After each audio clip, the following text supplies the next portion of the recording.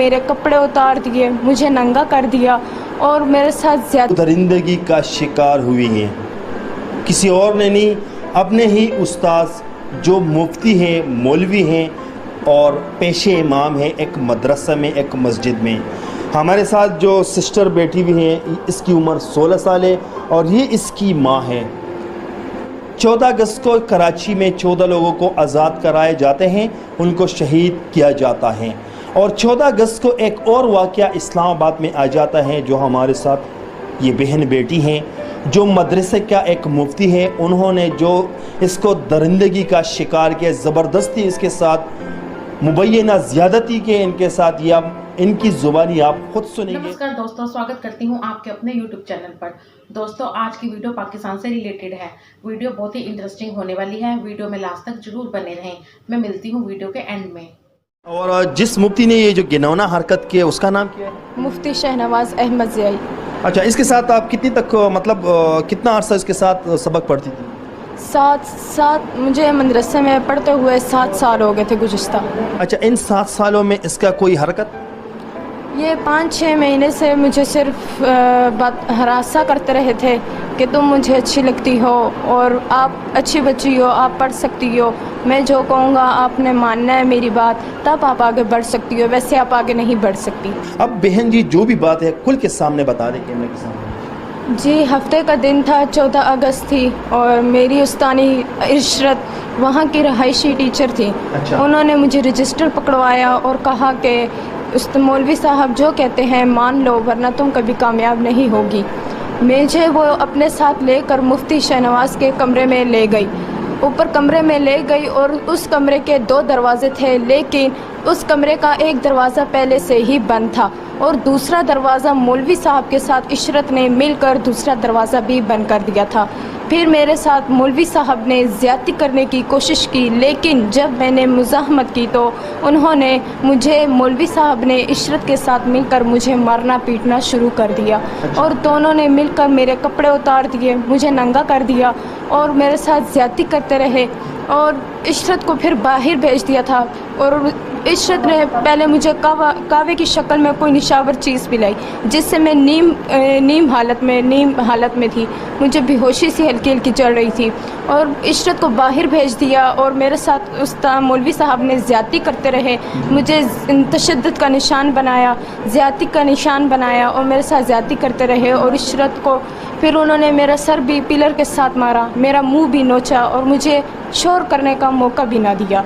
پھر مولوی صاحب نے عشرت کو بلایا اور عشرت کمرے کے اندر آئی اور مولوی صاحب نے یہ بھی کہا کہ اس سے ملنے کی اجازت نہیں ہے کسی سے بھی, کوئی اس کمرے کے آر پار مجھے نظر نہ آئے, یہ آپ کی ڈیوٹی ہے. انہیں ڈیوٹی بھی دی تھی, انہیں سمجھایا بھی تھا. وہ عشرت وہ استاد مولوی صاحب کے ساتھ ملی ہوئی ہیں, پورے طور پہ ملی ہوئی تھی اور انہوں نے مجھے لے کر مجھے کپڑے پہنا کر نیچے والے کمرے میں لے گئی, نیچے والے کمرے میں لے کر گئی اور بند کر رکھا تھا مجھے اور میرے ساتھ اس کمرے کے اندر موجود تھی. انہوں نے میرے کپڑے تبدیل کروائے اور میری شلوار میں جو ٹانگوں میں خون لگا تھا اور میری گندگی لگی ہوئی تھی وہ مجھے دھلوائی اور انہوں نے میری صفائی کروائی اور پھر میرے کپڑے تبدیل کروانے کے بعد انہوں نے میرا یونیفارم اپنے پاس رکھ لیا. پھر انہوں نے ایک دن پیر والا دن تھا اور 2 بجے کا ٹائم تھا, وہاں کی غیر رہائشی انم نام تھا ان کا, آنا جانا کرتی تھی اور وہ اچانک اس کمرے میں آئی اور انہوں نے اچانک سے کنڈی کھولی اور میری یہ حالت دیکھ کر وہ بھی خوفزدہ ہوگی. انہوں نے مجھ سے پوچھا کہ یہ تمہاری حالت کس نے کی ہے, کیسے ہوئی ہے تمہاری حالت, تمہیں ایسا لگتا ہے کس نے مارا ہے, کیا ہوا؟ لیکن میں نے طبیعت خراب ہونے کی وجہ سے انہیں کچھ نہ بتایا. مجھے چکر آ رہے تھے اور مجھے الٹیاں بھی ہو رہی تھی جس کے ذریعے میں نے انہیں کچھ نہ بتایا اور مولوی صاحب نے مجھے دھمکیاں بھی دی تھی جس کی وجہ سے میں نے انہیں کچھ نہ بتایا. انہوں نے مجھے دھمکیاں دی تھی, اسلحہ دکھا کر مجھے قتل کی دھمکیاں دی تھی اور انہوں نے کہا تھا کہ میں تمہارے ٹکڑے ٹکڑے کر کے لالا لئی میں پھینک دوں گا اگر تم نے جامعہ میں کسی لڑکی کو بتایا یا کسی ٹیچر کو بتایا یا کسی لڑکی کو بتایا یا گھر میں کسی کو بتایا.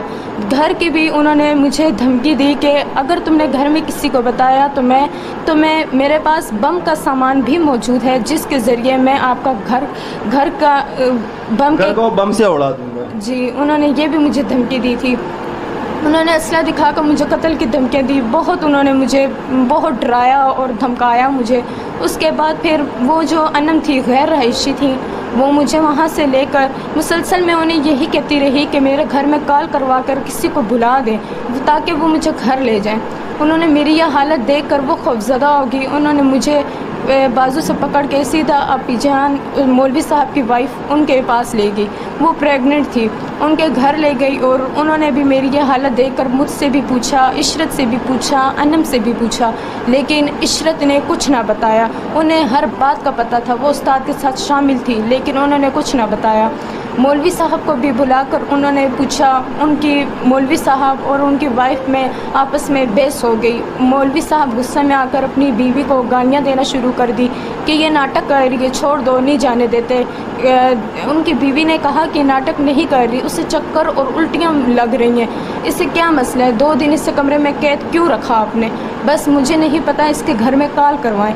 پھر انہوں نے مولوی صاحب نے اپنی بیوی کے زور پر میری والدہ کو کال کی اور کہا کہ آپ کی بیٹی کی طبیعت خراب ہے، آپ کے لے جائیں۔ پھر میرا بھائی تقریباً 10 منٹ تک میرا بھائی آیا، ریحان نام ہے اس کا، میرا بھائی آیا اور وہ مجھے گھر لے آیا جامعہ سے، گھر لے آیا۔ میرے چہرے پر، میرے جسم پر تشدد کے نشانات بھی تھے، جس کی وجہ سے میں بہت بیمار تھی اور میں جیسے ہی گھر آئی مجھے چکر سے آئے اور میں بے ہوش بھی ہوئی اور پھر مجھے الٹیاں بھی نہیں رک رہی تھی، مجھے بہت الٹیاں لگی اور میری طبیعت بہت زیادہ خراب تھی۔ میری والدہ نے جب میری یہ چہرے پر تشدد کے نشانات دیکھے، جسم پہ تشدد کے نشانات دیکھے، پھر میری والدہ نے، میں اپنی والدہ کے گلے لگ کر زور و قطار چیخیں مار مار کر رونے لگی اور میری طبیعت بہت خراب ہو چکی تھی۔ مجھے پتہ نہیں چل رہا تھا کہ کیا ہو رہا ہے، میں کدھر ہوں، کیونکہ مجھے چکر سے آ رہے تھے اس ٹائم۔ میرے گھر والوں نے بھی روتے رہے، تسلیاں دیتے رہے، انہوں نے بھی مجھ سے پوچھا کہ بیٹا تمہارے ساتھ یہ حال کس نے کیا، تمہارا یہ حال کیسے ہوا، کس نے مارا، انہوں نے بھی مجھ سے پوچھا۔ میں نے اپنی والدہ کے گلے لگی اور زور زور سے چیخیں مار کر رونے لگی اور میری والدہ بھی رو رہی تھی، تسلیاں دے رہی تھی، لیکن میں نے استاد کی دھمکیوں سے میں ڈری ہوئی تھی، خوفزدہ ہوئی تھی، اسی لیے میں نے انہیں کچھ نہ بتایا۔ جب آدھی رات ہوئی، میرے گھر والوں نے کہا کہ اسے علادہ اکیلے میں پوچھنا تاکہ یہ بتا سکے۔ پھر میری والدہ نے آدھی رات کو مجھ سے پوچھا اور میں نے اپنی والدہ کو مولوی صاحب کے بارے میں سب بتایا کہ میرے ساتھ انہوں نے زیادتی کی ہے۔ پھر جب میں نے زیادتی کا بتا دیا تھا اور تشدد کے نشانات، میں نے کہا انہوں نے میرا منہ نوچا، مجھے پیلر کے ساتھ مارا، میرا سر مارا، میں بہت زخمی ہو گئی۔ ٹھیک ہے، یہی تک آپ کی بات ٹھیک ہے، کیونکہ جو باتیں تھی آپ کے ساتھ جو ہوئی تھی وہ تو آپ کے ساتھ ہو گئی، آپ گھر تک آ گئی۔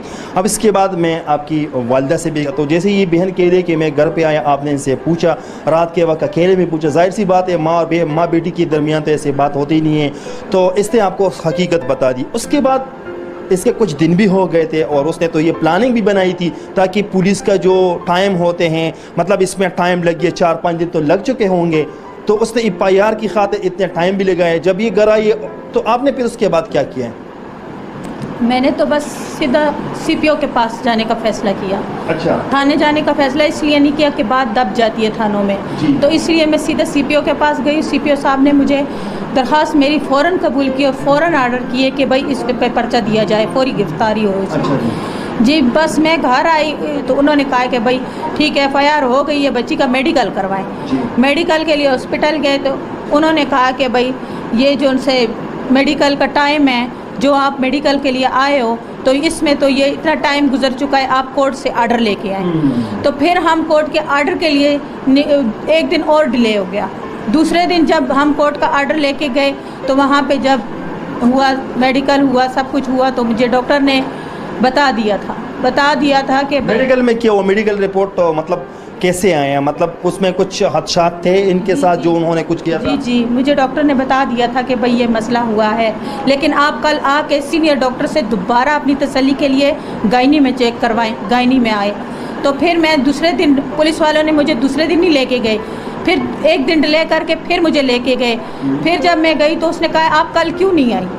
اچھا، تو میں نے کہا پولیس والوں نے کہا تھا یہ تاریخ نہیں، یہ تاریخ تھی۔ تو میں جب گئی تو انہوں نے مجھے کہا کہ بھائی آپ کی بیٹی کے ساتھ ظلم ہوا ہے اور ہم آپ کے ساتھ ہیں، और आप जाएं और दूसरी डॉक्टर से दोबारा साइन करवा लें। मैं फिर आई तो उसी डॉक्टर ने जिसने पहले चेकअप किया था उन्होंने ही साइन किया। उन्होंने मुझे बताया कि बीबी मुलजिम गिरफ्तार हो चुका है, सज़ा मिल चुकी है उसे। मैंने कहा अभी तक इन्होंने गिरफ्तार नहीं किया, तो उन्होंने ही कहा है कि क्यों नहीं गिरफ्तार कर रहे, पुलिस वालों से बोला है। उन्होंने कहा जी बस मेडिकल देखना चाह रहे थे, अब हम गिरफ्तार कर लेंगे। तो ये बातें हुई, सब हुई। तो जब ये वापस इधर आए तो ये लोग कह रहे थे कि वो फ़रार हो चुके हैं, वो नहीं है भाई, सब हो गया था। फिर जब सीपीओ साहब ने एक्शन लिया, उन्होंने आर्डर किया, सब कुछ किया, तो इन्होंने गिरफ्तारी कर ली थी इनकी। गिरफ्तारी के बाद इन्होंने अब जब कल कोर्ट में पेश हुए तो अबूरी ज़मानत निकल आई कि भाई इन्होंने अबूरी ज़मानत की हुई थी। तो अब वो बाहर आए हैं कल, तो अभी वो खुशियाँ मना रहे हैं, मिठाइयाँ दावतें खा रहे हैं। बात सुनी, लेकिन यहाँ पर 2-3 पॉइंट ऐसे हैं कि जैसे बहन पुलिस के पास जाती थी, कोर्ट पे जाती थी, यहाँ पर भी मिली भगत थी, क्योंकि केस को थोड़ा डिले करना। इल्तिजा है इलेक्ट्रॉनिक्स मीडिया से कि इस बात को हाईलाइट करें, क्योंकि हमारा तो इतना काम है कि उम्मीद करती हूँ वीडियो आपको पसंद आई होगी। वीडियो पसंद आई हो तो वीडियो को लाइक और शेयर जरूर करें। चैनल पे नए हैं तो हमारे चैनल को सब्सक्राइब करना बिल्कुल भी ना भूलें। मिलेंगे नई वीडियो के साथ। जय हिंद, जय भारत।